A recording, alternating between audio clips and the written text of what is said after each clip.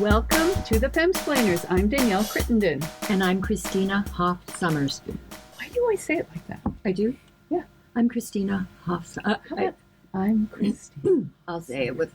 No, stop. Christina Hoff-Summers. Oh my God, you sound so old. And we're here in the studio, as always, with Zoe Appler. Hello, friends. Hello. And so we've got, what did they used to say in the dark ages, a fabulous shoe. Johnny Carson. Fabulous shoe. One of the world's leading mansplainers. Maybe the father of all mansplaining. I think he invented blogging, really. He was the first major blogger. Andrew Sullivan, we're talking about. Yeah. Andrew Sullivan. Do you realize we've had mansplainers 2 weeks in a row? Yeah, Is this do you think this is a bid to get up ratings and we're just sexist and we believe if we have men on we'll get better ratings than if we have women and we're discriminating against ourselves? We've internalized the patriarchy. Oh no. Oh God. But Andrew is amazing, and he's been writing, as we'll get into him, a lot on the trans issue and why it's so big right now and what's going on. And he's been, as one of the true founders of modern gay rights movement, is now being vilified, kicked out and vilified and canceled for not having the most up-to-date opinions on the trans issue. So that's going to be interesting. But before we get there, as our listeners know, I'm very, very concerned about Christina's Twitter use. I mean, we're all on social media a lot. I'm in a bit of a glass house here, but it is now showing that horns are growing, especially on young people's skulls, and they're blaming the use of phones, that the head is bent, and it's like an evolutionary thing, like a second toe or something, that we're growing horns at the base of our skull. You know what? I have a horn at the base of my skull. I do. Well, it's not. Yeah. What is that? On my cervical spine, I have a cartilage or a bone spur. Is it from all your social media? No, it's from being a writer for 100 years, sitting at the computer. And it's compressed, but I found a doctor that cured it. But I've had chronic pain. So if you are sitting at your computer all the time, like sit up straight and... Well, but this is the phone. I think it's not so much the computer, because that's like carpal tunnel syndrome, but this is horns. Like, so you're a very young Gen, what do we call you? Gen Z or whatever. Gen Zoe. You're Gen Zoe. And are you concerned that you might be getting horns in the back of your head? And that's what used to be an anti-Semitic slur, right? That we had horns, but we had them on the top of our head. My late husband was an undergraduate at Columbia University and had a roommate from Alabama who was a little worried when he was assigned Fred as his roommate because he thought Jews had horns. They became best friends, but it didn't start well. Anyway, we've shocked Zoe. That was false, but apparently this is true, Zoe. No, it's not. What? Sorry. What? This is fake news. What about the horns? So shortly after this study came out, Snopes obviously jumped right on this because this was quite a juicy headline. I will say. No, it went around the world. It said bone spurs caused by the forward tilt of the head. This is from the Washington Post, which shifts weight from the spine to the muscles at the back of the head, causing bone growth. I've got an MRI that shows this, and I did it not from my phone, but I did it from being over. I've got it. But Zoe says it's not true. Yes. So it's been disproved. So at this point, several behavioral scientists looked at the study, and they said that it lacked a control group. So therefore, it couldn't show a cause and effect because all the people that had come in that had these x-rays were people that were already experiencing enough pain to undergo a diagnostic x-ray. So it's not clear what bearing the results have on the rest of the population. So we don't actually know if it's true. I see. So but if there's an uptick in the number of people coming in, that's So Dr. Evan Johnson, who works at New York Presbyterian Spine Hospital, said that essentially, even if it was a bone spur forming on the neck, he basically said, so what? The more worrisome finding would be if cell phone use were responsible for widespread changes in posture that could result in long-term musculoskeletal problems. Oh, I think, Christina, you are the patient zero. I'm patient zero of that. Mm-hmm. And then there's the tail What is that? What If is the grow a tail? Well, you tail? were What is the telling me. tail? What is this? From video games, you grow tails. Pokemon? Pokemon, no. No, it's an urban legend. Oh, what, that you're just sitting so long? Yeah. Well, why would a tail grow? I don't know. It just does. Or maybe it's... Okay, well, it's good that we are so scientific here. Yeah. And We work really hard. we work really hard at this. We just Google snows. Hey, don't forget, people, my sacrifices and work in science. So we don't need to yes. refer to it because we're never referring to those topics again This after is true. last week. This is true. Okay, Christina, do you have anything that you want to talk about? Well, I have a more serious topic, which is this issue about Harvard University basically removing Professor Sullivan, this law professor. Remind our listeners, for those who don't remember, aren't following it, what happened. Yes, well, at Harvard University, Ronald Sullivan, a distinguished professor of law at the law school, and his wife have been masters of a Harvard house for years. And there was this protest because he joined the defense team for Harvey Weinstein. Mm-hmm. Now, he is a defense lawyer. He's defended all sorts of people on, mostly he's defended people for violations of their civil rights. He's just a fantastic lawyer. And of course, we have a tradition in this country that even the people who are presumably guilty still have a right to a defense. So it's completely appropriate for him to be on the, this helping with this legal case. But a small group of students felt unsafe because now we inhabit this culture of fragility and safety, and that's fine. They can do what they want. They were out of bounds. I mean, there was graffiti where he had to walk with his young son. So they protested, and this was what, like earlier this spring, all right? last year. Yeah, all last year. And what was the graffiti? Because he wrote. Wait, I think you've got on in front of you is this recent op-ed. "Down with Sullivan," Yeah. and it was right there on Winthrop House where he lived. And he had to explain to his son why he's a hated figure. I'll tell you, if you are the focus of one of these rage mobs, it is distressing beyond belief, and it's also radicalizing. And Harvard has made an enemy of a brilliant, capable man and wife, 2 law professors. And so now he has a fantastic op-ed in the New York Times, why Harvard was wrong to make me step down. And I just want to read the last part. "Unchecked emotion has replaced thoughtful reasoning on campus. Feelings are no longer subjected to evidence, analysis, or empirical defense. Angry demands rather than rigorous arguments now appear to guide university policy." Now, there are those who say, "Oh, it's an exaggeration that universities are becoming, centers of irrationality." This is not an exaggeration. This is happening at the premier university. It's not the students. I mean, they caused it at the beginning, but it was administrators. But they won, basically. He is stepping down. Right. And he did write this great protest where he pointed out, I think in this op-ed, that much of his work, in fact, has been representing victims of sexual assault. Right. But he believes that it's, that everybody deserves representation. Of course. And, but this is a fundamental principle. Except him at Harvard, where he didn't receive that. So.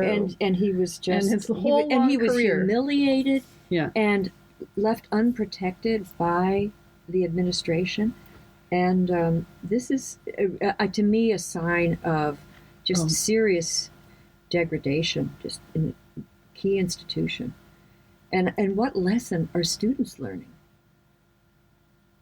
That's what worries me, is what lessons are they taking with it, that you can just, and as he says, that unchecked emotion, just because they felt as if they weren't safe, that's ludicrous. And yet it was taken seriously by the Harvard dean and president. Well, we've got a lot of those examples going on, and we always seem to have a new one each week, which is sad. The madness is intensifying. The madness is intensifying. We're also going to talk, because we're bringing on Andrew to talk about sort of the rising trans issues that we're facing. We've talked a lot about its effect on sports and others, female institutions. But England, which is sort of leading in all of this enforcement, is because they enacted something I think that's similar to the Equality Act that the LGBTQ lobbying group called the Human Rights Campaign is trying to enact here, which would a non-discrimination bill, a federal non-discrimination bill that would add gender equality to the Civil Rights Act of 1964. That already seemed to have gone through in England, I think in 2010, with the result that suddenly anyone who is quote unquote caught saying, men aren't women or women aren't men. Or more than that, they have now instructed the advertising agency. I think they have 6 months to eliminate all gender stereotypes because these in are ads in the advertising. So I guess for toy catalogs, you've got to show no more pink or blue girls aisles. with dump trucks and boys with My Little Kitty, My Little Pony, My Little Pony having a war with another My Little Pony. Well, that's what'll happen. But it's so absurd, and But this is serious. So what does that mean? You can't have what? Can you have? Like showing a woman, you can reverse the stereotypes. That's fine. So you could have a man selling lingerie, reclining in a sexy position. But what does this mean? I guess that's okay. No woman in lingerie, I assume. Well, anything that's likely to cause as if this isn't vague. Anything that's likely to cause harm, or serious, or widespread offense. Well, Whoa. Now you have all of these students coming out of college, grievance collectors, ready to pounce. And so they're going to tie British advertising up in litigation forever. So what are they going to do? Probably the only thing to do is to have, the church lady, or something. In lingerie. What or robot. You know what's actually... Robots. I've actually Stuffed read... animals. Furries. There was the... That could be good. There was the weirdest story that recently a New York ad... I'm sorry, I didn't bring it with me. I don't have it in front of me, but it sums it up, basically, that a New York ad agency invented this model that they put in an Instagram campaign and then created a scandal where she accused the head of the agency of sexual inappropriateness. And he made this up. It was all to get attention. But the model herself was like a generated image. She didn't, in fact, exist. and they wanted to get this kind of weird scandal controversy going about it. But I think but what you're saying is even if you have a sexy non-human human, that could still trigger gender stereotypes. That could be hurtful. Well, have you received? I got for the first time in the mail. I hate getting catalogs in the mail because I would pay not to have. I would pay not to have mail. I just feel like all these trees dying, and just dumping these huge glossy things. They come in and I throw them out. Right. If I could pay, how much would you pay not to get? I would actually pay a monthly fee to not receive it. But pay it to the post office. Don't bring these things. But I got a catalog. I think it was for bathing suits. And it was called, I was talking with Zoe about it. Was Aries? Alie? What was it? Aerie. Aerie. A-R-I-E? A-E-R-I-E. With responsibly proportioned women. Yes. Yes, and not just that, but age enhanced. Age enhanced, and they also have women that are missing limbs. So a lot of them have tattoos, yes. I noticed. Yes, and they don't Photoshop any of the pictures. And they don't Photoshop. And so you know freckles, what? I was triggered. This is coming in with my... usual assortment of catalogs. I only look now, at the home decor ones. I'm that old, but anyway, this bathing suit catalog comes in, and it's filled with very realistic women, and we can see that at Coney Island. It was like going to Coney Island. Oh my God! It was tattoos. It was piercings. It was very misshapen. Okay, I can't say misshapen bodies. Well, they were oddly proportioned. I would rather, look, it's a great thing, right? We all have to, especially bathing suits, we all have to find our fit, and You know, it's nice that you can see maybe how a bathing suit realistically Looks fits a on a- body, but I kind of like the fantasy world that advertising is supposed to transport us into. Here is why this is fascism. It's because, first of all, advertising it is an art form, and they often bring in the best photographers, and it's about fantasy, and it's about kind of conjuring up images that are enjoyable and delightful and tantalizing, and now they're marching in, and it's sort of like Soviet realism is coming to Boy meets tractor, girl meets bathing suit. Do you remember one of my favorite ads? It probably dates me. Maybe it was in the 80s, and they had like the Soviet. They had some beautiful model, but no, we had to have the Soviet fashion show, and they had these. This is sounding very Borat. Yeah. Yeah. No, I look, and I think it inhibits imagination. It's an attack on art, and as my friend Camille Paglia says, that the advertising industry is not run by patriarchal oppressors. It's run by gay males and women. Well, look, and we've had the Model Alliance Sarah Ziff spokeswoman on because it's also... They don't have to have anorexics. No, and it's also the modeling industry itself is this highly corrupt, exploitive, especially of young women. So we're not for that. In fact, actually, I think the guy with his Instagram fake woman, maybe that's the way to do it. If we know all of these women are fake fantasy conception, artist conceptions, then we don't have to have body dysmorphia because we can say, oh, but she's not real. She's just a beautiful image, and then we can retain our fantasy ideals. What else bothers me about this is that they're actually encouraging people not to take care of themselves. Because when you see beautiful, healthy people in magazines, it sets a standard to aspire to. And I have seen no evidence that people are harmed by imagery in magazines. You feel bad if your friends are looking a lot better than you. That's true. Actually, isn't that the most... they did a study where you are most susceptible in everything is to what your friends look like, do, how they do. And if your friends take care of yourself, you probably will. Yeah. That's why because of you and Megan, I'm always on a diet. We're all always on a diet. I went on this ketone diet. Have you heard of this? It's all keto. Keto.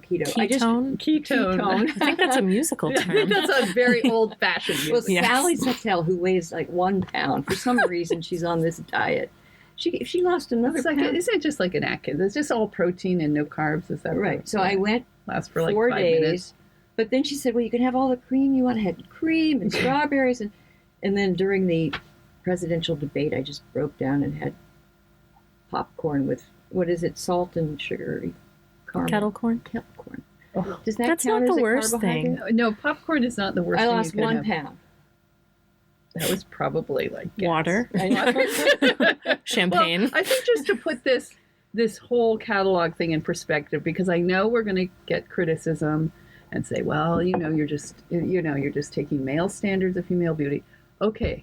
They're not male standards. They're gay and female standards. Whatever standards we're taking on and we're pressuring and we're giving women or advocating for body dysmorphia. Imagine, okay, what's a men's catalog? Like the Ben Silver tie catalog or a truck and cycle. And they're going to have... imagine men with huge pot bellies and tattoos modeling the suits or the bathing suits. I don't think anybody would want that either. The next is going to be in movies. We're going to have the buff gay models. No more cute people in movies. I don't think I'll like that. I like to see attractive people. You are just Lucas. I'm not Lucas. Anyway, well, I think we now... After that, we should get to Andrew. Andrew, gay males aren't going to like this. What? This move towards... I mean, there's a group that is very into personal excellence. And, if you look at gay male magazines, they are not... Look, most models in the magazines we get are very buff gay men. Not all of them, but a lot of them. Probably all of them. probably but in any case, Andrew. So Andrew is, of course, columnist for New York Magazine.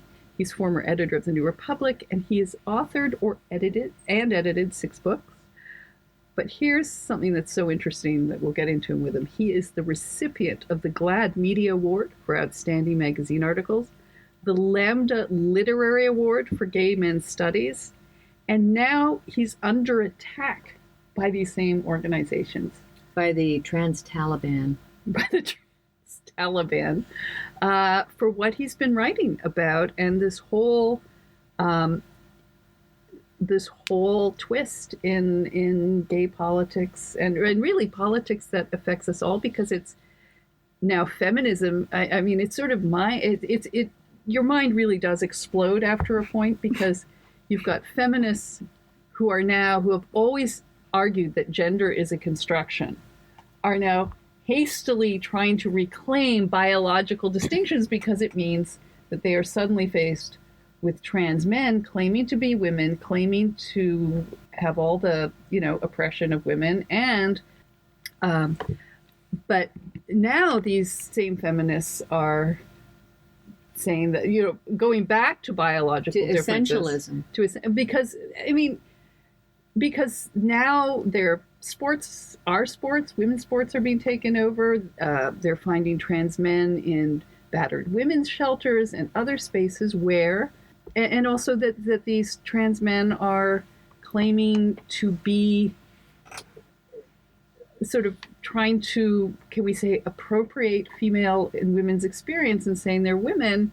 And women are saying, well, wait a second. That's like, what was her name? Rachel Donazell,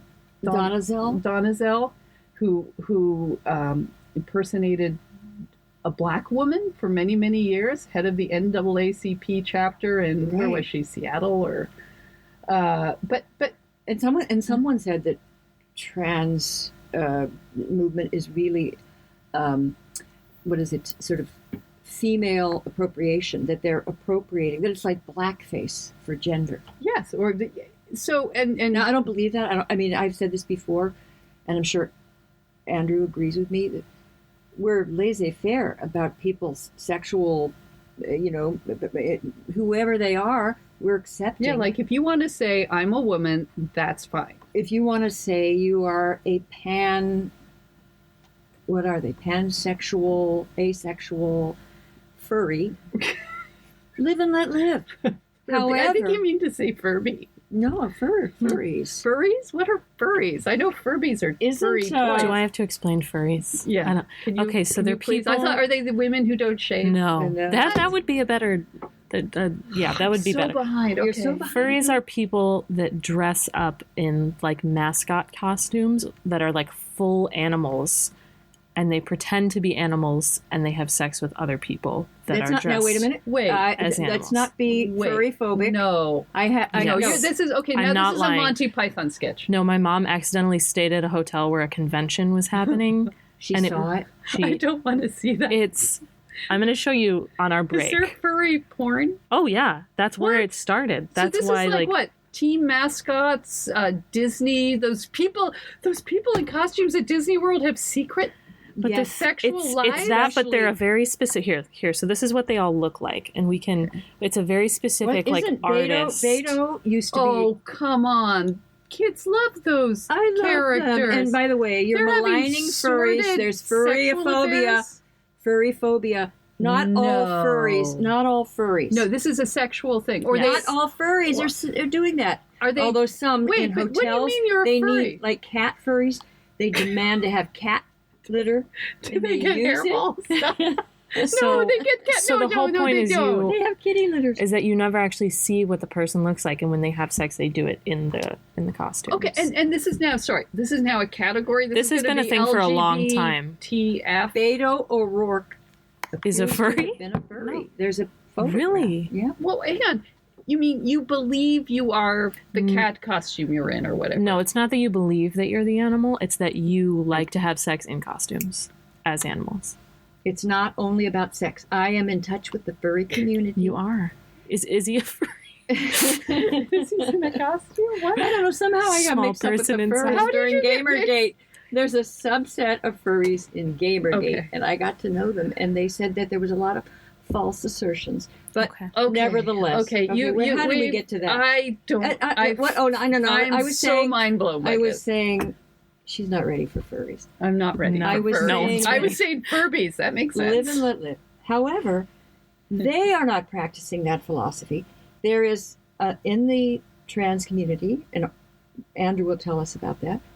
But I think it's Julie Bindel, the great British journalist, and very critical of the excesses of the trans movement. She calls them the trans Taliban, and they are trying to destroy people, especially in England, who dare to challenge them. And now a growing number of women, and possibly J.K. Rowling, who was called out on this website Mary Sue yesterday, or Mary who was Sue. called out Mary Sue. Yeah, it's kind of some. What the hell is it? It sounds like a British version of like Mary Claire. I know, more like Jezebel. But that's a very female name. But anyway, go on. Extreme feminists. They've called her out because they've traced, they've tracked, like, their follower police. They track who she follows on Twitter, and she's following what they deride as TERFs, trans exclusionary radical feminists. I reject that term. They are called critical feminists. That's what the great Julie Bindel is. And there's just these wonderful feminists. I don't agree with them. I mean, Julie Bindel is like a kind of a male averse feminist separatist. I could disagree with her on many issues, but I want her to she's very smart. She's funny. I want her to have a right to make her argument. She has some good arguments. They don't want the arguments made. She was almost attacked. She came close to being punched at a recent conference by a big guy, a trans person. Well, that's the sort of mind-reeling thing about this, is that, we have another article in front of us. We have the Julie Bindel. We have a woman named Maya Forstater. Again, this is in England, and she's like, these are big feminists. They've worked. It's never occurred to them that anything like this is wrong. They've been on the forefront of these feminist movements. And this woman, she said, I lost my job for speaking out on women's rights and gender self-ID in social media. And now she's doing like a crowdfunding thing for her legal fees. And they get called names, like, I think this was Julie Bindel. The people were shouting and ranting while she was speaking. You're an effing cunt. You're an effing bitch. You're an effing TERF. And they're facing this kind of harassment because it's violence against women in the name of liberation. No, I'm sorry, that doesn't work. Right. Anyway, but let's bring on Andrew, and let's get his perspective on this. But first, a word from our sponsor. Okay, Christina, I'm very excited to introduce this new sponsor. Do you remember? Well, you don't even have to remember. Every week we transport our cocktails or our wine to the studio. We have what we call the cocktail baskets, a little basket, and we stick whatever we're drinking in it. We pour it in insulated coffee cups. And one time, very recently, all spilled. You brought some red wine in your beautiful gold It spilled, and it got all over everything and my papers, and it compromised the podcast. It did, and it. Yeah, and you reeked for a long I know. while. You sounded like you smelled like a serious alcoholic. Well, anyway, okay, our new sponsor is saving us from this. It's called Brewmate. That's BRUMATE. And this is a company you're going to fall over when I tell you. Started by a young man named Dylan when he was 21 in 2016. He was at a concert, and he noticed that all these beer cans were on the ground. And he hated those little, what do you call them, foozy things or whatever you put them in that don't fail to keep them cold. So he decided we needed something better. And he has created this line of incredibly elegant, gorgeous, practical, ecologically sound transports and drinking vessels for your wine, for your beer. They even have a large insulated champagne flute, so you can put your wine, and the containers are wine shaped. You can pour a bottle, but here's the best part: they come with cups, and the insulated cups, not only are elegant, they are designed for alcohol, so they don't have the little sippy coffee thing. They've got a proper way to sip it. And, Christina, you could fit a whole half bottle in one cup. Ooh. So Sneak it in. You know, like when you go to the theater and then you want a glass of wine, you have to pay $11 and wait in line. And then you can't take it back in. And it's not usually very good wine. And it's terrible. So you take your favorite wine, you put it in this elegant, deceptive, and put it in your bag and just, go right back. And they have these gorgeous flasks that you can just put in your purse and be even more discreet. Go to the site. Picnics, it's picnics, just, anything. Yeah. I mean, he got apparently Dylan had wine on a beach, an open bottle, and he got ticketed for that. So because you weren't supposed to have glass on the beach. So this just solves so many problems for so many people, especially this summer. And just go check out the site Brumate, BRUMATE.com, and you'll see what we're talking about. And if you use the discount code FEMSPLAIN, you'll get 15% off your first order. That's discount code FEMSPLAIN for 15% off your first order. Don't settle for warm or spilled alcohol. Or detectable.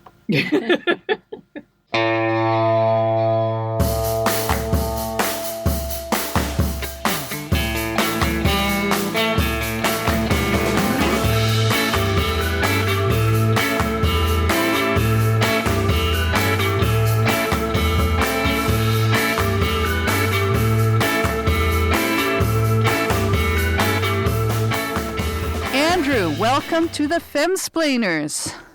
At last. We've been trying to have you on for months and months, and now you're not even in the studio with us having rosé. You're in Provincetown. Yeah. Doing, what are you drinking? What are you... Smoking? I'm having a nice glass of cold filtered water. Yes. And a rather lovely and uplifting indica joint, which I will attempt to start smoking now. Okay, well, I want to keep up. Give us a little Joe Rogan vibe. Yeah, I don't know. We're not really Joe Rogan. I don't think we've ever had someone on the podcast who joined us with this type of cocktail. I was on Joe Rogan, and everybody asked me if I had smoked. He's dying. We've lost him already. Everyone wanted to know if I'd smoked a joint there. But he didn't offer it. He didn't? No. Maybe it's bringing BYOJ. I know. Andrew, have we still got you, or have you fallen off your... You have, yes. Okay, good. Good. I am not JV. I can't even imagine doing a podcast high. I mean, it's one thing to be a little buzzed with liquor, but... What happens, Andrew? I guess we'll find out.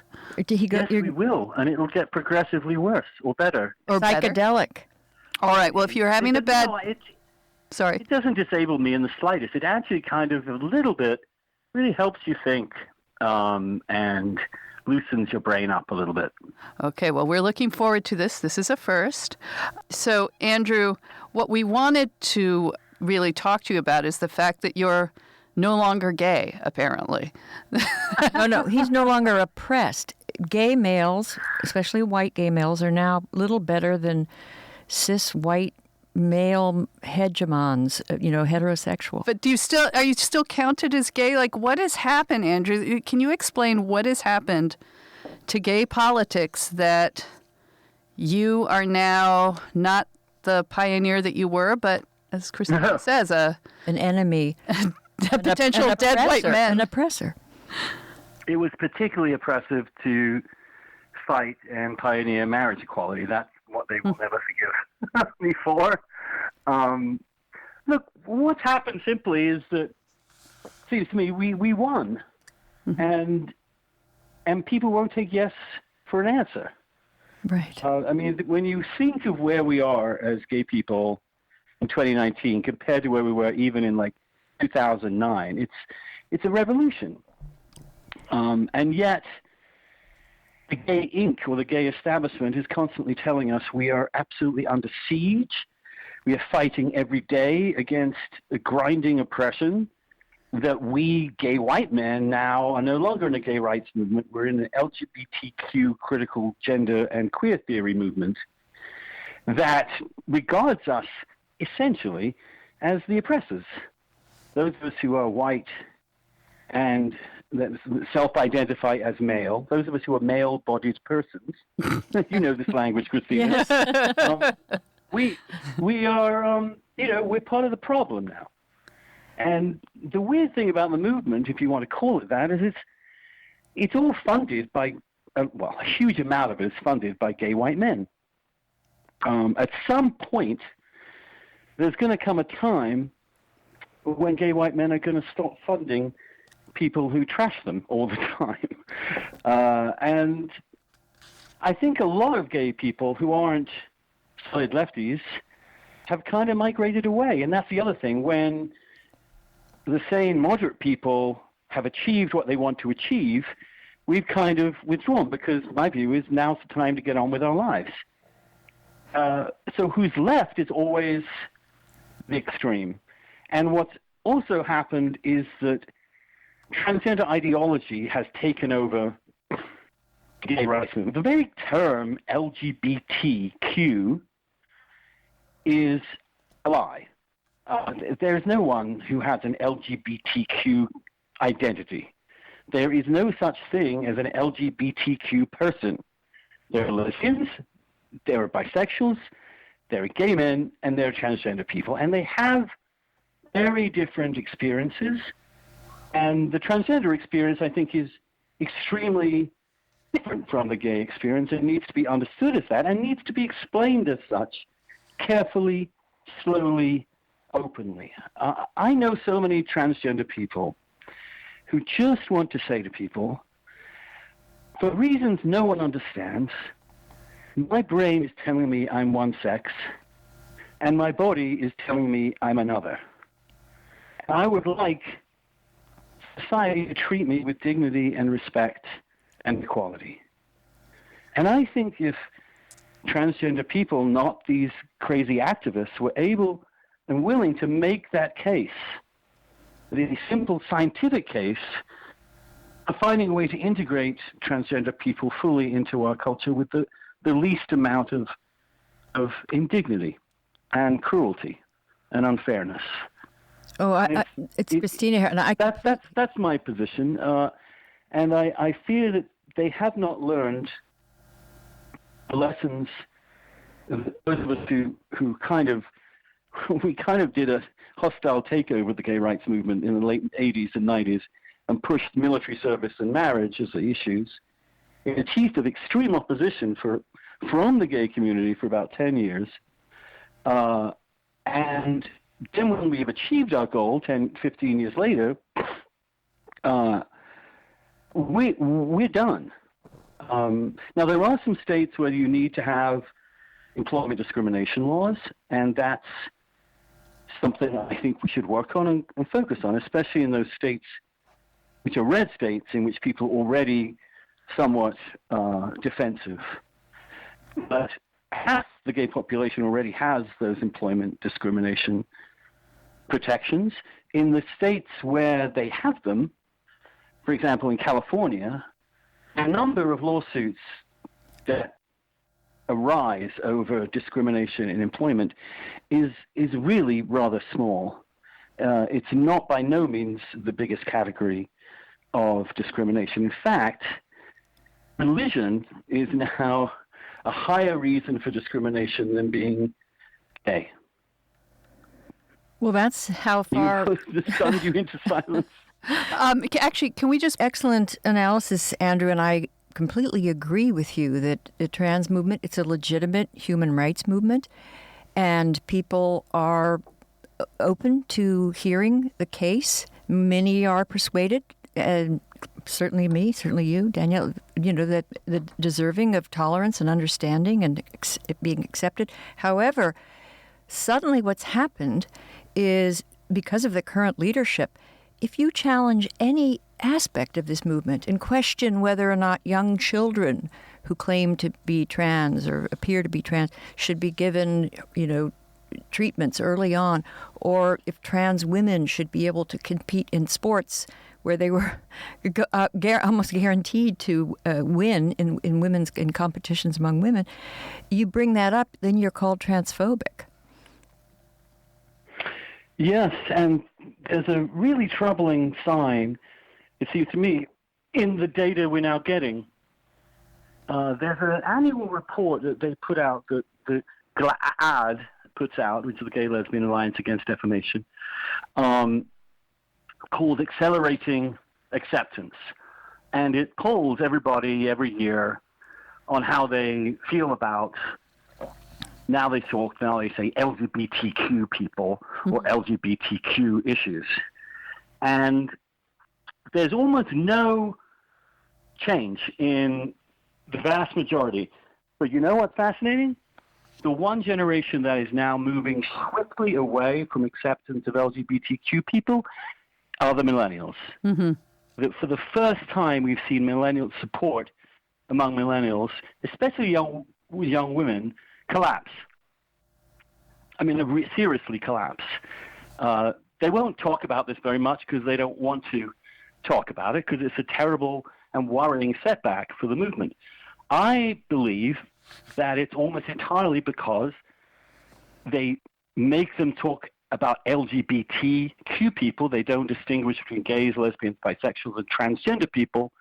And I think the younger generation that has been assaulted and subjected to transgender critical gender theory ideas of what this is, finally begin to say, this is bullshit. No. And if supporting gay rights means supporting the fact that there's no difference between me, who's grown up as a woman, and someone who has a full set of male organs, eventually they're just going to say, we don't believe that. We see it with our eyes. We don't have a problem with transgender people, but we do have a problem with being told that our gender is kind of illegitimate. Well, let me. You've written two major pieces about this for New York Magazine. I think you wrote one in January or one in May. Maybe you've written three, but where you really explore this problem of we're no longer allowed to separate. I mean, this has been going on in the women's movement for the longest time. For the longest time, gender was a construct. We weren't allowed to look at biological differences. And then with the trans movement coming along, suddenly feminists are saying, and you witnessed this at the Heritage Foundation, where radical feminists came to speak to a bunch of conservatives because that was the only place they could get a hearing, that they were worried about this assertion that a man is a woman, and that man is going to come and compete in sports and come into female spaces like women's shelters, women's prisons, and that their identities as women were being now questioned. So it is a kind of mind-blowing set of facts, whereas you pointed out in one of your article that these radical feminists are talking to Trump supporters, religious right members, and that's the crowd they're in because they're being ostracized from the gay movement. Yeah, and let's just give you some stats because they are quite shocking. We're talking about the millennial, 18 to 34 years old. In 2016, 62% of young men regarded themselves as allies. In 2018, 35%. Wow. So it's near halving of support. Women who say they're allies of the gay rights movement dropped from 65% to 52%. Well, on campus, 36% of young people said they were uncomfortable learning a family member was LGBTQ in 2018, compared with 29% in 2017 and 24% in 2016. So 2016 is the moment that this suddenly changes in the younger generation. And you ask yourself, what happened in 2016? Yeah. And of course, the Obama administration's fiat, really, that every school in the country has to abolish the idea of two genders and two sexes, undoubtedly, I think, has fueled this. I also think when young gay men young straight men feel that they're being told by those same people that they're toxic, that they're basically responsible for oppressing half of humanity, at some point they're going to say, no, we're not. Fuck off. And that's what's happening. And I'm very worried about it, to be honest. We're all worried. I was thinking about your 2016 distinction because, I mean, aside from obviously the election of Donald Trump, which people, and I think some of the gay rights groups that you mentioned are blaming that, on the rise of homophobia as, anti-Semitism and everything else. But that's one of the, but even they say they think the emergence of non-binary and trans people in young people's lives is likely to be a function of it. Well, yeah, I mean, why suddenly no one's really thinking about trans people except in ways that you mentioned, which is to be sympathetic or empathetic.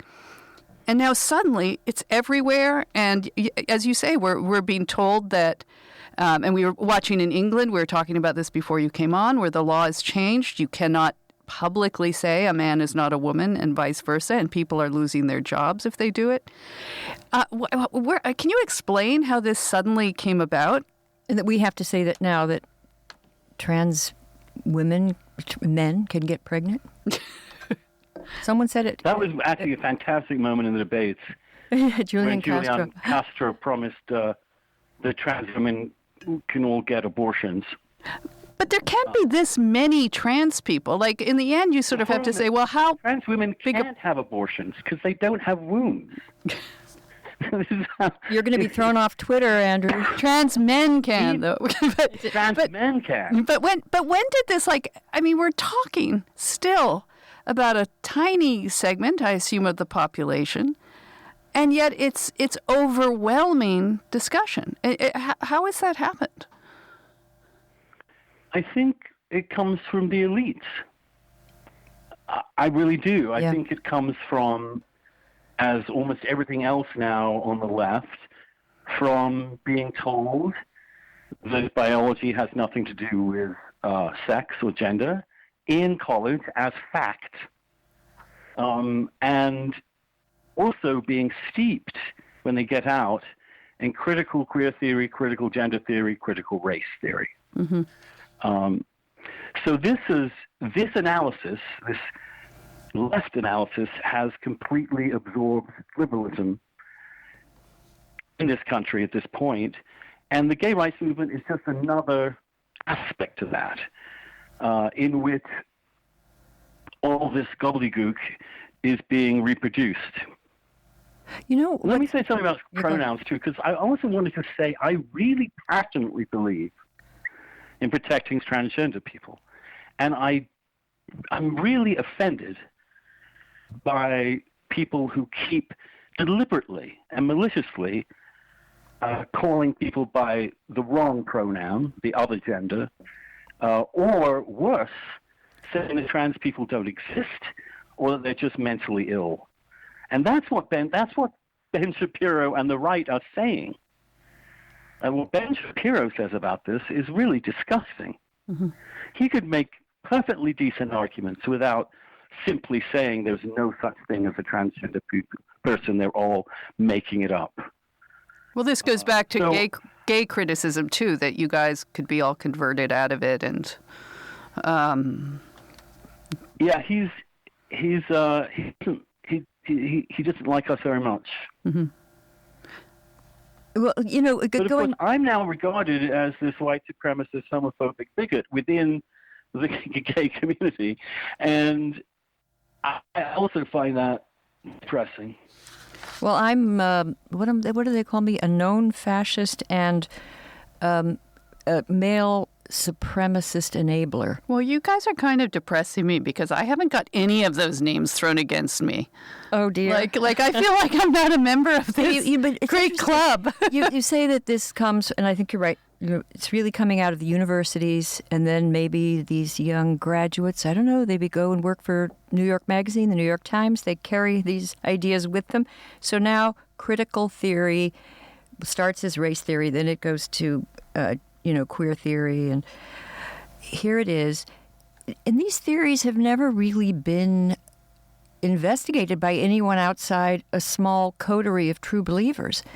And it's you have certainly discussed intersectionality and its weaknesses, but I'm worried that there aren't more academics taking a look at what is being taught, what's ideas that are being taken seriously, not challenged in our best universities. Yeah, well, they're terrified of actually stating their opinion. They know that if they do, their careers are effectively over. It's true also, for example, in Britain, anybody that shows even the slightest inclination to question some of these social justice theories is subjected to an absolute bombardment of abuse. Or good, independent-minded, liberal journalists like Jesse Singal, who wrote so carefully and so empathetically, but was inquiring into the treatment of children or teens who are expressing dysphoria of some kind or other. And poor Jesse, he is simply assailed at every minute and called the most appalling names and demeaned and derided and lied about systematically the things they say about you, with no desire to actually tell the truth. They're also on the defensive. The only people that can really stand on end this would be those transgender people who live lives, who don't even know what critical gender theory is, who just experience themselves as completely conflicted about their sex, and not completely conflicted about their sex, but in fact they're very clear about the fact that they're one gender and not the other. Transgender people in general are very supportive of a sex binary. If there weren't a sex binary, why would you be trans? Of course. How could you be trans anything if there aren't actually two separate poles? You go from one to the other. That's the other thing about so much of this transgender ideology. It's completely incoherent. It's incoherent. And why isn't more written about it? It's completely disorienting for people. And I think the other thing is, we used to say, okay, let's tell you our stories, let us explain. And people would, when you do that again and again and again and again, people change their minds. Mm-hmm. Currently, the position is, it is beneath us to persuade anybody else that we are right. In fact, that's emotional labor right. that simply contributes to oppression. Well, so fuck you. Well, Andrew, you have actually written, I think, more profoundly and deeply about this than anywhere. I mean, just as even from an intellectual honesty, where you are trying to be compassionate.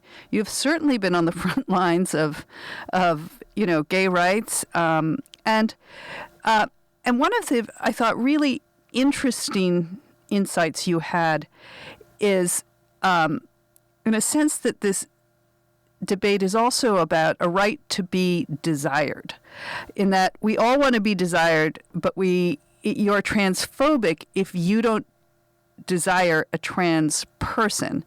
And you wrote, and so it's not transphobic for a gay man not to be attracted to a trans man. It is close to definitional.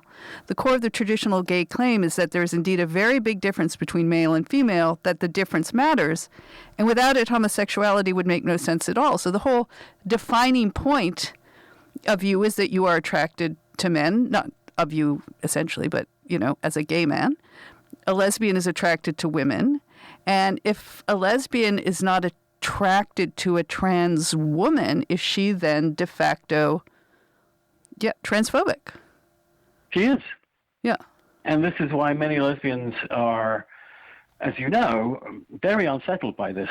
And some very radical feminists are openly at war, really, with this attempt to say there is absolutely no difference.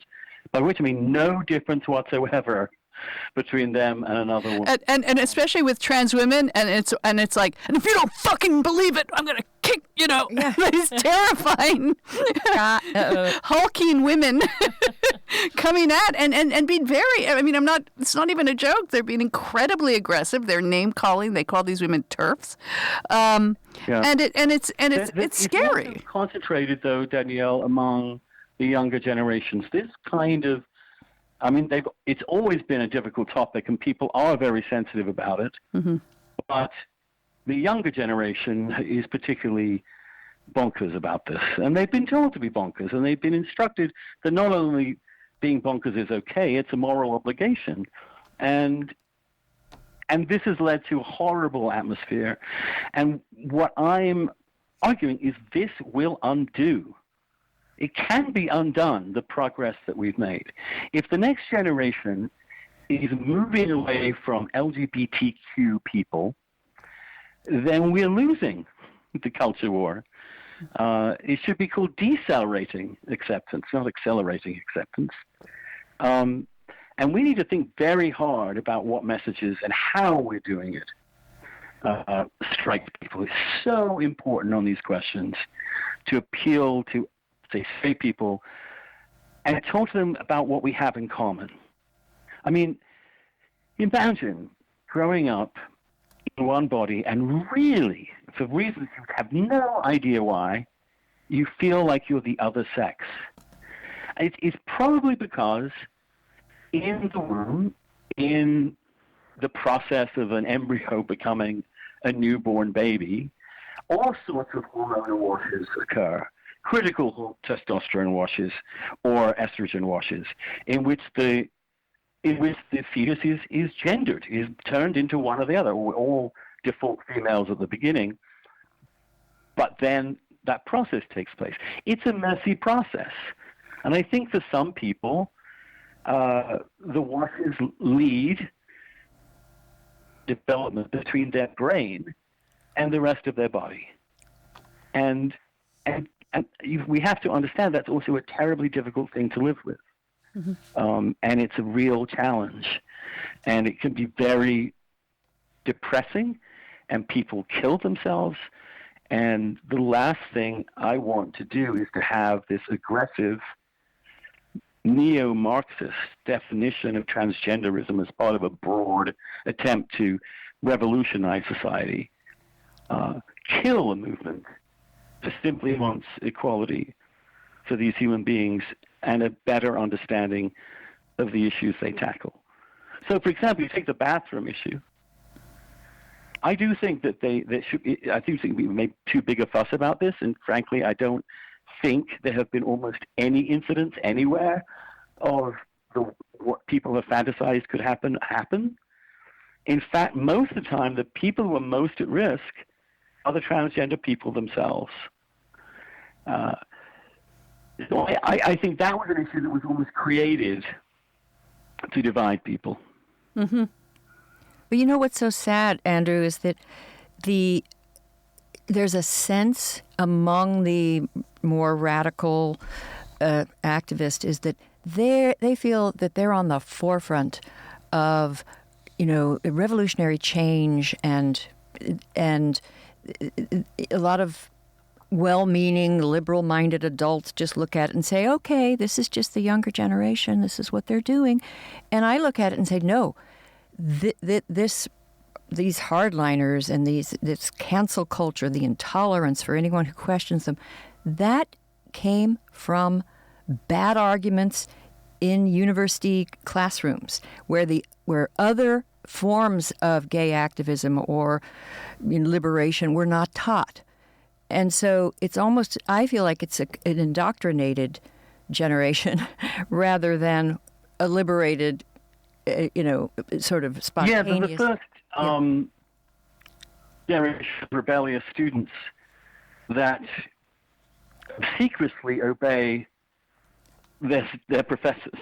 Yes. They're the most docile generation imaginable. It's just the professors want them to be the vanguard of a new revolution. And look, it's kind of thrilling to think that you're going to somehow change the reality of the world. It's not like this kind of ideological extremism hasn't occurred many, many times in history. I think also there is a simple problem for some of these movements, like the gay rights movements. They have established themselves as massive financial entities. They raise a huge and spend a huge amount of money.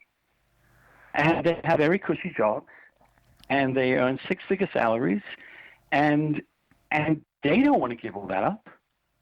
For them to concede that gay rights was basically one that they would have to shut down would never occur to them. So what happens is they shift it to trans from gays. They shift it to trans. That's the only way they can keep themselves in business. And there is a business here.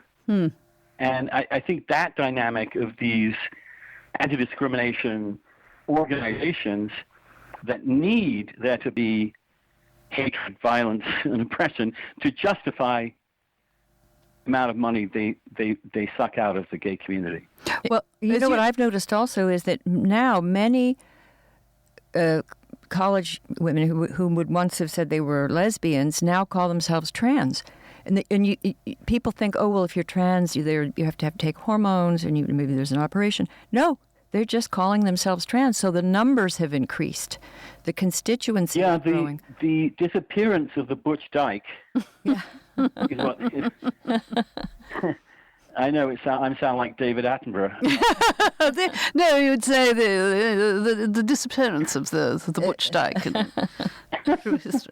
Here we are. Yeah, here we are. In the Butch Dyke's natural environment. And she's nowhere to be found. We're watching their mating rituals. There is unfortunately no glamorous, colourful display. But, all right, that joint is kicking in, Andrew. Go. That's what's kicking in. And now I forgot what I was talking about. Well, it was... It was... yes. People deciding that they're trans rather than gay or lesbian or whatever. What they see is a young woman who acts like a dude and who thinks more like a dude than a woman, and he won't put up frilly dresses and all the rest of it. And therefore they say that person must be a man. Or trans. But in fact, she's just lesbian. She's a woman who is expanding the range of manifestations of womanhood. Right. What they're doing, it seems to me, is forcing these kids into stereotypes. Classic gender stereotypes. Absolutely. And I think... Sorry, go ahead. In some ways, insofar as ambiguous, gender dysphoric, young kids and teens, most of them, 80% in fact, will become gay. Most of them are gay. But if you want to abolish really the idea and have to force them to be, or encourage them to take hormones or alter their bodies inalterably, making themselves sterile in order to make themselves the other gender, it's essentially a war on gays. It's essentially a way in which it's very similar to Iran. Wow. Okay, take us there, Andrew. Take us there. Iran has is the country with the most sex reassignment in the world. If a kid is thought to be girly, a boy, or a woman to be boyish, that offends them, and so they surgically alter them to conform to the way they're behaving. So that when Ahmadinejad came to the UN and said we have no homosexuals in Iran, everybody laughed. He was actually telling the truth, in as much as he was saying, we turn every homosexual into the other gender so that they can conform to our pre-existing gender roles. Well, there's also... See what I'm saying? Yes, no, exactly. it's provided free by the state. The government will provide free reassignment surgery for any teen, child, or adult. Well, it's also there now where it's hard to do the actual science on this.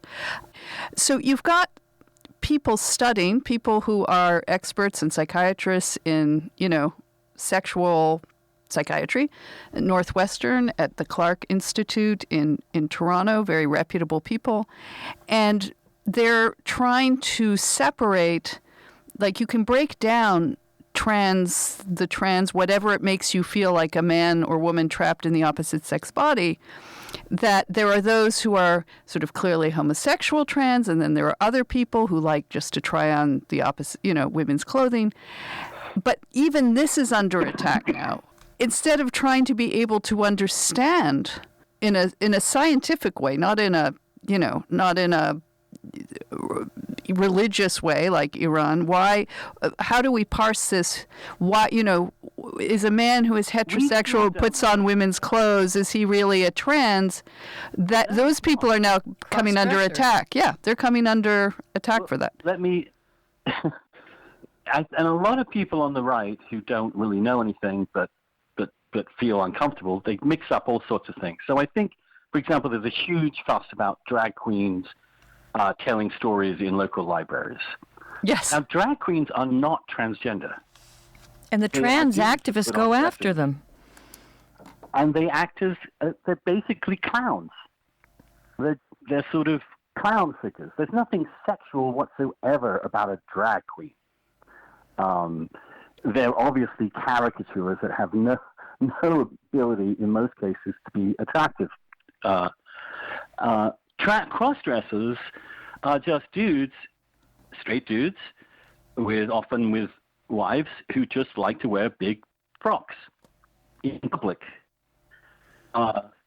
It's great in Provincetown. We have a week for everyone, and there's a week in September for exactly those couples.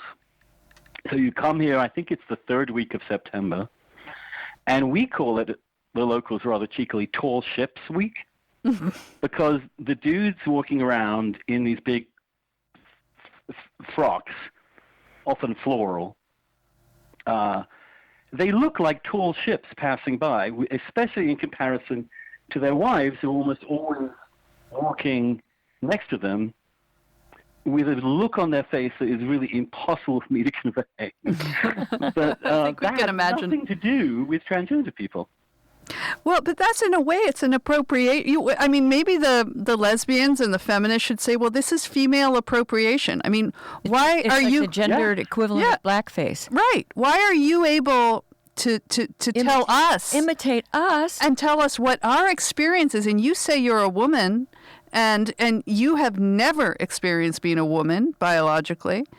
Maybe that's the way to start. I mean, using their own language. Except I don't want to go after the drag queens, and some of them Not the drag queens. I mean, some of them are gorgeous. No, we all love RuPaul's Drag Race. Like, it's not that so much.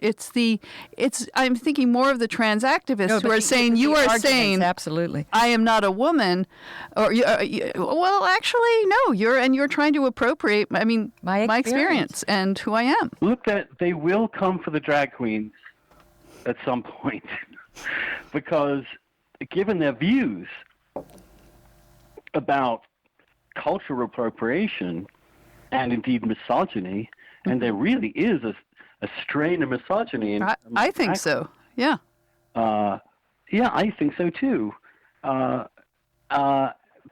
this is a glorious tiny little subculture of people that are often lovely human beings, and are wonderful people, and funny as all out. Yeah. So I will defend them to the fucking death. And if the PC Brigade tries to stop drag queens from performing, which is only a matter of time, I think, then we're going to have to man barricades. Well, look, I actually told a conservative friend of mine, you know what? If conservatives want to survive, get the drag queens on your side. Because that was also an advantage at Stonewall, of course. Yes. But I'll tell you, one of the reasons I'm really proud of Provincetown is that it's super gay and super liberal, obviously, but it still has a sort of libertarian streak in which anybody can come here and do whatever their thing, and everything is okay. The P in P-Town stands for permission. You get permission to do whatever you want here. And that including someone like me within that community, because I've been coming for years, or it includes very politically incorrect drag queens. It includes a whole range of people under the umbrella of freedom of expression. So I really love this town partly because it has not surrendered. It still has its sense of humor. And I think there's an element among gays and lesbians, but particularly amongst gay men, that just resist any sort of coordination. They will at some point rebel, because we're rebels at heart in as much as we've developed a culture that really makes fun of people, that makes fun of ourselves. Let me give you an example. I remember when we were, in '93 it was, when we were having a serious march in Washington, D.C., and it was around when Clinton initiated the Don't Ask, Don't Tell policy. And I was really nervous. We'd always been, the Democrats had capped us. And so I wanted this march to be incredibly serious, everybody dressed right, no bullshit. And then I come across this huge contingent of dudes in big, massive hats, crazy hats. And then they have a big sign above them saying, "Gays in the millinery." And we're the only rights movement that puns. Right. And there will always be that element of humor and rebellion here, I think. And you know, if you know and talk to gay men off the record, they're not political ideologues. They just want to get on with their lives. And if they don't understand even, I think, the kind of ideology and worldview that is behind a lot of this. And that's my worry about liberals in general. They keep thinking this is like an enthusiastic or maybe over enthusiastic or passionate, a younger movement. They don't seem to understand that this springs from an ideology which is implacably opposed to liberal democracy. In fact, believes that liberal democracy is a mask for white supremacy. That's right. And should be dismantled on those grounds. Well, after reading your articles, Andrew, I came away actually with a term in my head that said biological communism.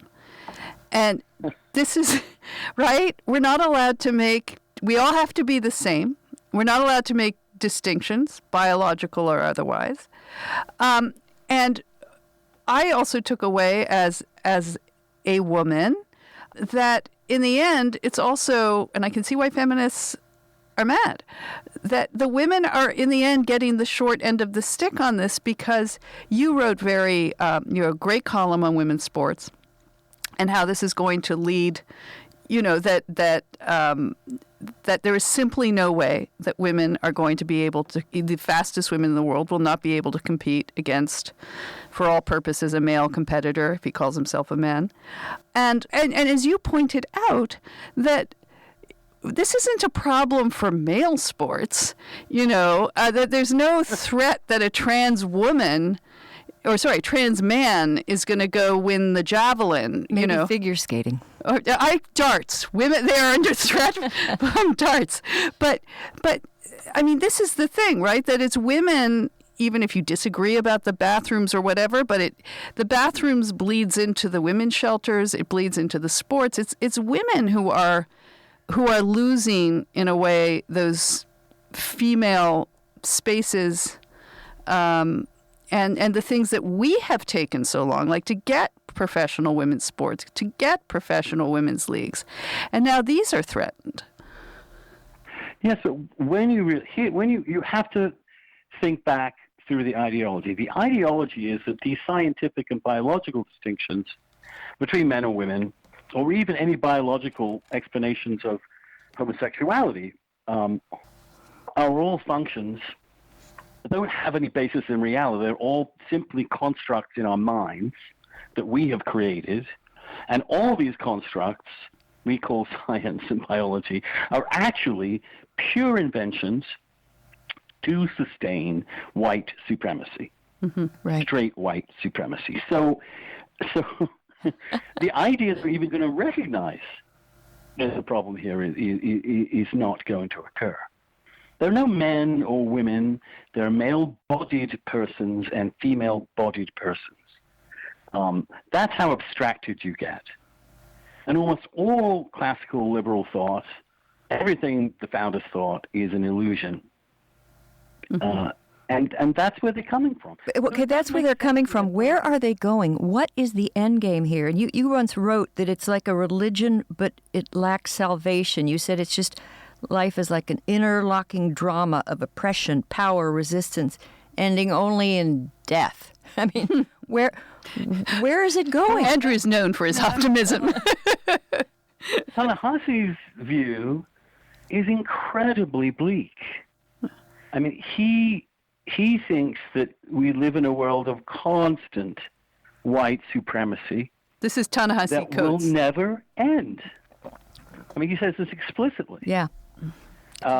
Oppression all the way down. Not turtles, oppression.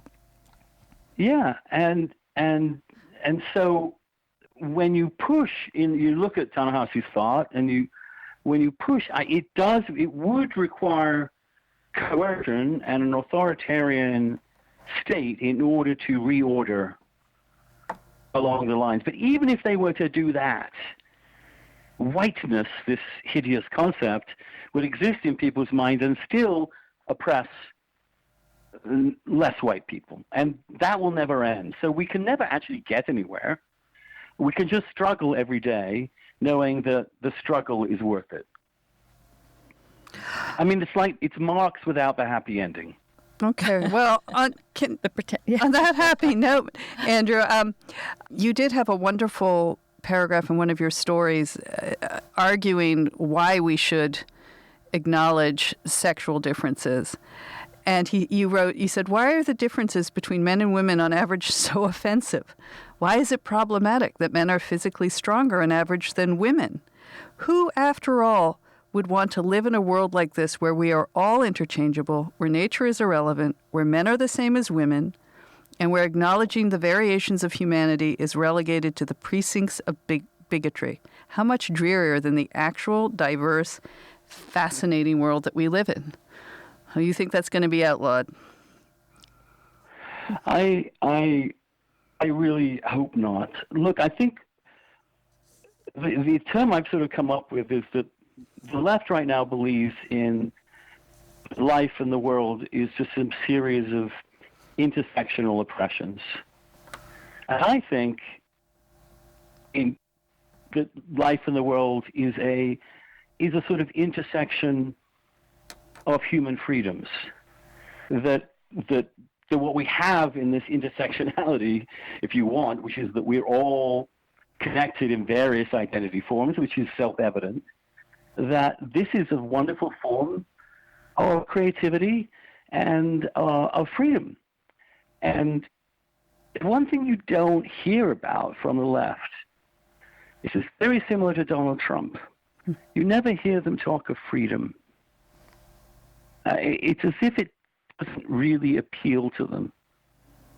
And of course, if you're just a cog in an ethnic wheel, why should it? But that's what this movement is against. And I think it's why eventually it will fail. And it will fail because people don't want to live like that. Do you see any signs of rebellion that it's not going to succeed? Pushback? I don't know. I think that Trump has polarized everything. He's made the polarization even worse. Well, he's an expression, really, of the polarization. Yeah, it was polarized before, too. Yeah, but it's gotten worse. And you look at those Democratic debates and you see how much of Democratic Party policy is now entirely a response to Trump. Yeah. It's unprecedented, it seems to me, for Democrats to openly say, we don't want to make it a crime to enter here without papers. If you come here, you'll immediately get lodgings, a work permit, and a court date, and then you're just released. And then you can have a and that's driver's right. license. And that's yes, and that's the meaning of America. And to some extent, it was kind of the meaning of America in like the 1880s, maybe, when we didn't have these kind of organized nation states, where international travel was extremely rare. Well, but in the intersectional calculus, the United States is just the supreme expression of white supremacy, colonialism, and all of the other isms. And this thinking is now inside the Democratic Party. Yeah, think of recently, this week actually, the moderate Democrats persuaded Pelosi to accept the Senate bill that granted $4.6 billion to aid the humanitarian crisis at the border. And the AOC caucus didn't want to do that because they wanted to make sure that there were no funds available to enforce the immigration laws in the package. And they were prepared to hold up the humanitarian aid in order to make that point. And when they lost, you can see one of AOC's staffers tweeting out that these moderate Democrats should really be called the Southern Democrats. They're just the same. They treat black and brown people poorly. The immediate recourse on the left to the only reason you could believe one thing over another is that you're a racist. Yeah. And that ends the conversation. I hope sometime the world will shift, that you are not as pessimistic, but you, sadly, as we've discovered, we've known you for a long time, you predicted Trump the week before. Your pessimism is always. I know. I heard it's you always and I right. thought, oh, Andrew's so naive. And then Andrew's so dark. Trump will not win. And then he won. Oh, my God. Are you not predicting he's winning next time? Oh, no. Are you? I don't know. I know last night's debate, I If thought. the Democratic candidate nominee is vowing to end all private insurance and to increase mass immigration into the country, then I think he could easily be reelected. Yeah. No, I think you're right. Okay. Anyway, just a little fact, just one more item about buggery. Oh, yes, good. Not that we were talking about it. There's a system whereby the older boys have younger boys to do their shit work. Hang on. Which system? Where are we We're right talking now? about Oxford, Now in the the private schools. British public schools, so-called. Okay. Let me just They tell. call public schools. Okay, let me tell our listeners that before Andrew came on and we were having some technical problems, we got into this conversation that involved Christopher Hitchens, and then I asked, what is it about those English boarding schools where heterosexual men can be gay for a bit, and we kind of related this to Christopher a little, but they're not gay, and then you actually began to explain this to me, and it was so interesting, but it didn't make the air. But let's do it now, Andrew. Go. Stay a few more minutes. Tell us now. Basically, I went to an all-boys high school in England, and I was gay, and no one laid a finger on me. I was also an altar boy, and no one laid a finger on me. So Sound disappointed. I mean, what am I, chopped liver? Don't go there. I'm sorry. That's how I feel about meeting Donald Trump, and he didn't make a pass at me. I feel the same way, Andrew. So the reason is my high school was a day school. It was is a state school that was publicly funded. Anybody could go there. And so we went home at night. But when you're actually in these boarding schools and you sleep next to each other and live with each other, have no real access to the outside world for months on end, and have no women of your age or very much any age in the context, and you are 13, 14, 15, you're the horniest you'll ever be in your entire life. Of course, they're going to get off a little without being gay. The only thing that you can't do is actually attach any emotion to that buggery or feel in any way connected emotionally to the person who's buggering you on a regular basis. And the buggering happens generationally. So the younger boys basically become the servants of the older boys. They do all their awful work, all the shit they have to do that they don't really want to do. Oh, that's where the word and they unpronounceable. Isn't that where the word boys, FAG comes from? No, that's bundle of sticks, is according to Scrabble. They had to bring the sticks to make their fires in the morning. Yeah. Moving on. Well, anyway, Moving on. anyway, the younger guy who was the object of, who was basically a slave who also got buggered, was called in Eton a fag. That's the origin. Right. What did I just say? Yeah. Yep. You did. It didn't mean that they were gay at all. It just meant you were the fag of the year, or you were still a fag because you were a servant to an older boy. Because they had to bring sticks to make fires for them in their rooms. No, because that's the origin of the word. I'm sorry. The origin of the slang. Right. Yeah. Right. But moving on. So but that seems to be a very, am I wrong, English thing, except as you said, in prisons this happens. But this seems to be a very uniquely British thing. No. Obviously, sex goes on all the time in prisons in America. I mean, all the time. And there's no women to do it with, so you tend to do it with men. And similarly to boarding schools, there's a sort of hierarchy of how that occurs. It's very difficult to keep men all together in one spot for a period of time and none of them to have any sex. It's not going to happen.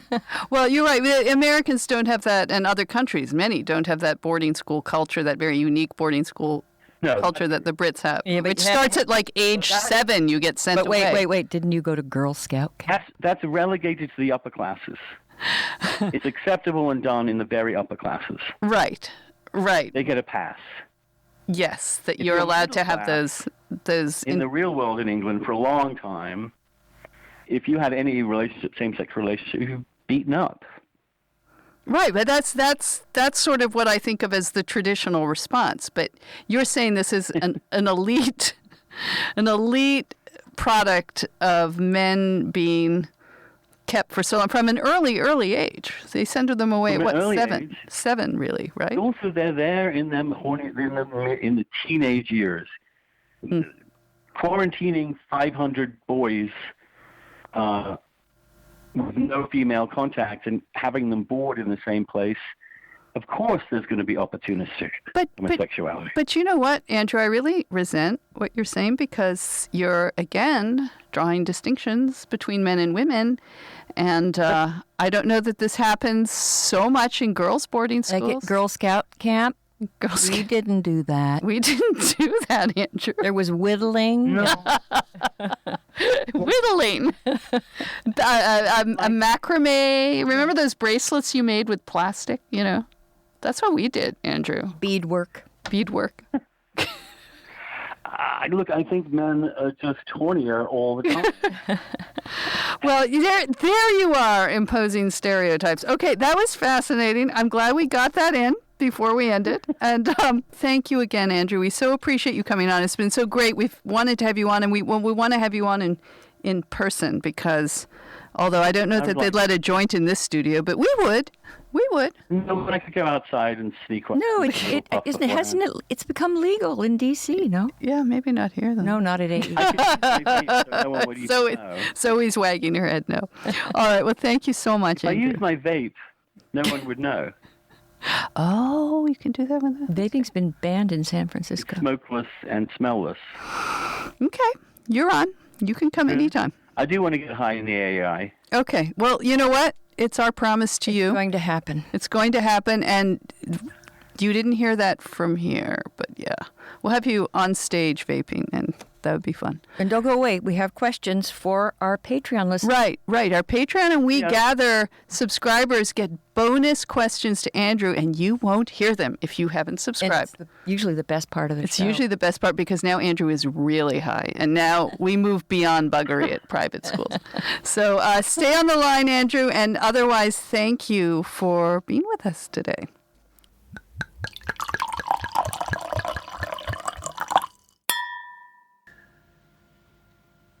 Oh my gosh, Andrew is so entertaining. He has that classic British sense. Hitchens had it too, where the combination of brilliance and humor, but sort of easiness in conversation, and bravery about what he's writing about and putting up with in his own community. I know, and I just don't know how the Brits do it. They produce the best editors, the best writers, the greatest humorists, and these personalities. I mean, Andrew is fantastic and unique and best gay-splainer ever.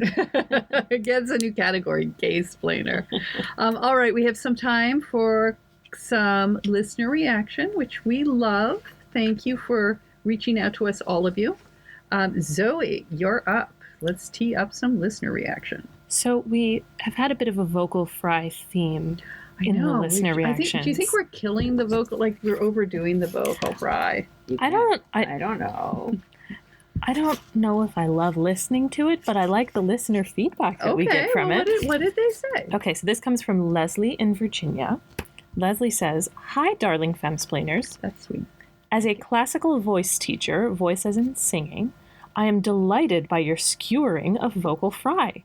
Vocal fry occurs because the speaker or singer uses too little air to vibrate the vocal cords while simultaneously muscling the folds together, resulting in a sort of saggy encounter which causes the popping and rattling that can be so off-putting. You have to absorb that.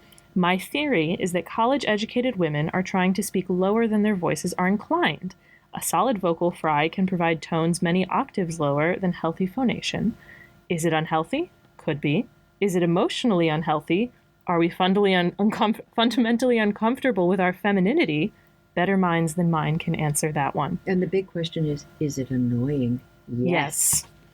That's interesting because actually my husband David was asking me, is this something like Valley Girl talk? Is this an sorry, my voice went low accidentally. It's like Kim Kardashian. But is it it's not a natural thing. It's a studied thing. As this voice teacher is pointing out that you're deliberately lowering your voice. But so why? Then they go like that. It's interesting. What does it say about our time that that's the sort of fashion as opposed to the 80s when everybody talked like this, or the Jackie Kennedy, in the White House, and then my favorite era, the Grace Kelly era, which I've also referred to, where you had elocution lessons, and there was Audrey Hepburn. Yes, there was an American version of an upper class accent, or upper class doesn't exist in America. Well, if you listen to me, you'd see it. It's still in yours. Well, I guess it did, but it was a kind of universal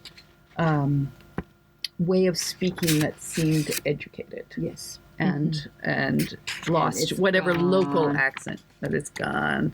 Okay, what was it? There was another one about right, this? So that but actually... by the way, thank you, Leslie. That was an amazing description of what is going on with vocal fry. And we got attacked by some antagonists who said that we were discriminating against young women. Okay, go on. They're discriminating against elegant speech. Yes, exactly. And no one will take you seriously, and they will not tell you. So this comes from Jacob. and this transitions quite nicely into what we were just saying. He said, "Hi, girls. Love the show, and I've been a fan of the show since last summer, but unfortunately, I had to cut out all English language content for a few months in order to prep myself for the Spanish language proficiency test here in Spain. Now that that's finished, I've been catching up on the episodes this season, and I just wanted to quickly comment on the creaky voice tangent that came up for a few episodes." I like that better. Creaky voice. Yeah, that's actually a better verbal description. creak. Yeah. "I'm currently working on my degree in linguistics, and some of the comments that were made left me thinking that I should weigh in. Creaky voice, though you may find it annoying and unappealing, is a perfectly normal feature of many languages and doesn't indicate anything inherently negative about the speaker. In fact, some languages even treat it as a phonemic? Phonemic. Yeah. That is, the presence or absence of creaky voice changes the meaning of a word. There is also no evidence to suggest that creaky voice is in any way bad for you, as people who speak languages with it don't develop any long-term issues because of it. Thank you, and have a wonderful day." I bet you get horns in your vocal cords. I feel like it makes my throat hurt when I do imitations like that. I don't just know feel about like it. I feel like a smoker. Okay, well, we have two sides. One saying it's fine, and the other saying it's. We don't know if it's harmful, but it's, as you say, bottom line, it's annoying. Wait, you did it. No, I didn't. Annoying. I think because I literally have a frog in my throat. I am. I better drink some more wine so I get rid of it. Yeah, you're right. Listen to my vocal cords. Yeah. Okay, go on, Zoe. So this one is making fun of you, Danielle. It's about your backsplash terminology. Well, we have to say that your kitchen backsplash? No, I often say, and this is probably towards the end of the podcast, where I say, go to, oh God, I really do have a, where I say, go to, femsplainer, backsplash femsplainers. And I have said backsplash, but then I, correct myself and say backslash, but now that's wrong too. It turns out that is also wrong. Yeah. So this comes from Jonathan. He says, "Hello, femsplainers. As someone who writes software for a living, aka a tech-splainer, I just thought I'd let you know that your use of the word backslash in web addresses sends tiny daggers through my heart. The backslash character, which is found right above the enter or return key on a keyboard, is not in fact used in web addresses. That responsibility is held by the forward slash, which is to the left of the shift key. It's sort of the computer nerd equivalent of what gratuitous whom usage is to English nerds. Our probably much deserved punishment for all those pedantic corrections of arcane syntax that nobody asked us to provide ever, but that we provided nonetheless. So with that in mind, I will be on my way to patreon.com/femsplainers. Slash is better. Let's just go for the slash.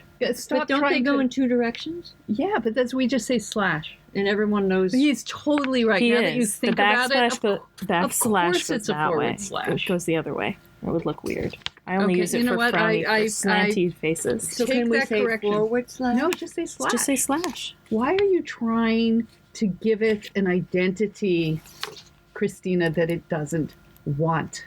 Okay, I'm not, but I just Just want say to point out. slash. Don't slashes Don't say go... cis slash. It's It's cis slash.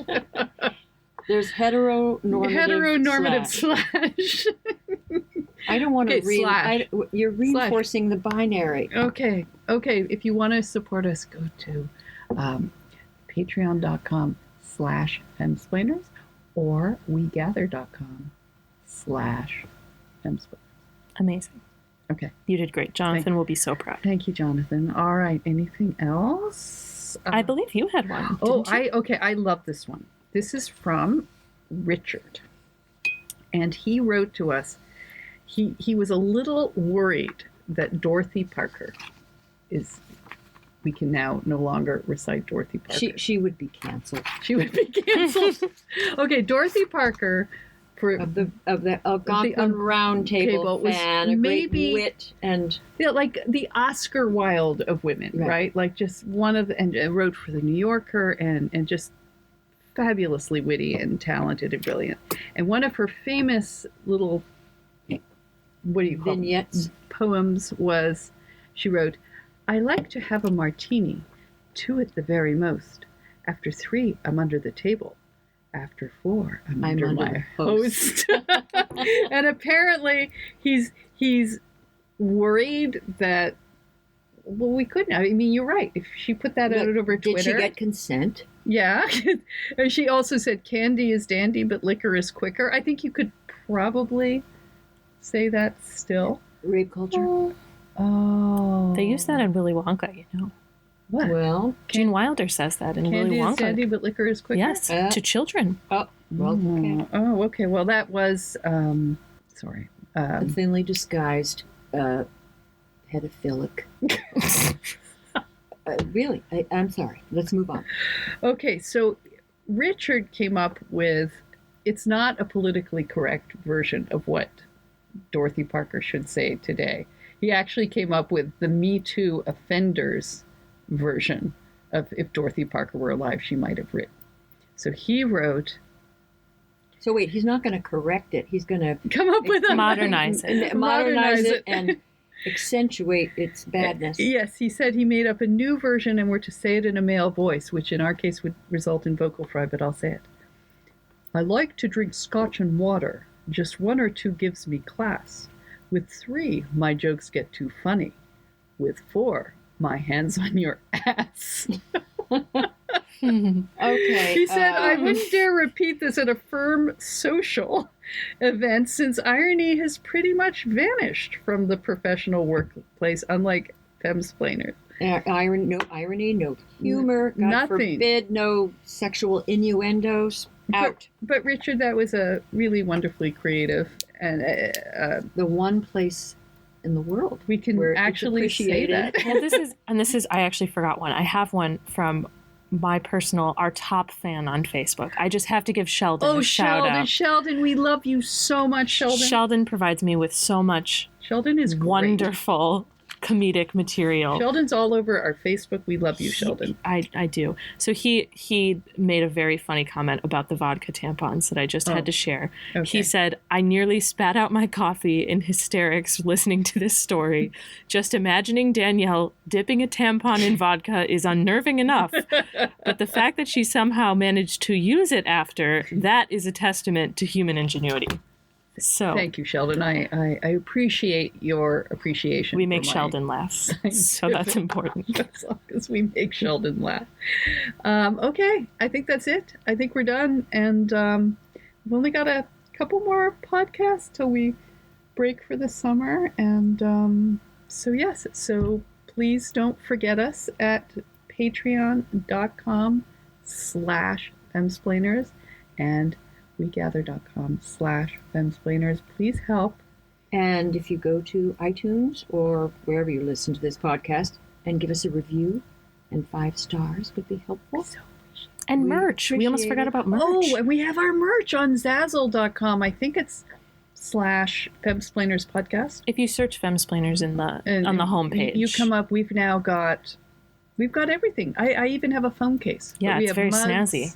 Cocktail accoutrements, bags. And it's it all looks there. like it's protecting your phone. It It is. doesn't It's seem a like genuine- a flimsy one. No, it's a genuine. And we only do quality merch here. That's true. so- I know we have bagoos, We have bagoos. which do. are very nice quality. Even my 17-year-old daughter wanted one, so I was See, flattered. That's yeah. how we know. Yeah. So yeah, We need Femsplainer umbrellas. we could do that. I like that. I need a nice umbrella and I like the color scheme. Okay, and the flowers. It's Or yours. we could sell headbands with horns on them. No, that would be anti-Semitic. Oh, right. We need One horn. I don't know how you put a horn on the back of your A necklace. A necklace where the charm is on the back. below your cranium or whatever. All right, thank you for joining us. Bye. Au revoir. Hey, thanks for listening to the Femsplainers. Stay with us by following us on Twitter and Facebook at Femsplainers and on Instagram at Femsplainers Podcast. You can always email questions and comments to contact@femsplainers.com. We read every one. We record at the American Enterprise Institute in Washington, D.C., and thanks to AEI Research Assistant Zoe Appler, who is our production assistant here in the studio, and thanks to Nat Frum, our audio and video editor, and occasional millennial mansplainer. And listen to us on pretty much any of your favorite podcast platforms. And please remember to subscribe and like us at iTunes if possible. Every like helps us keep our solid 5-star rating. Cheers.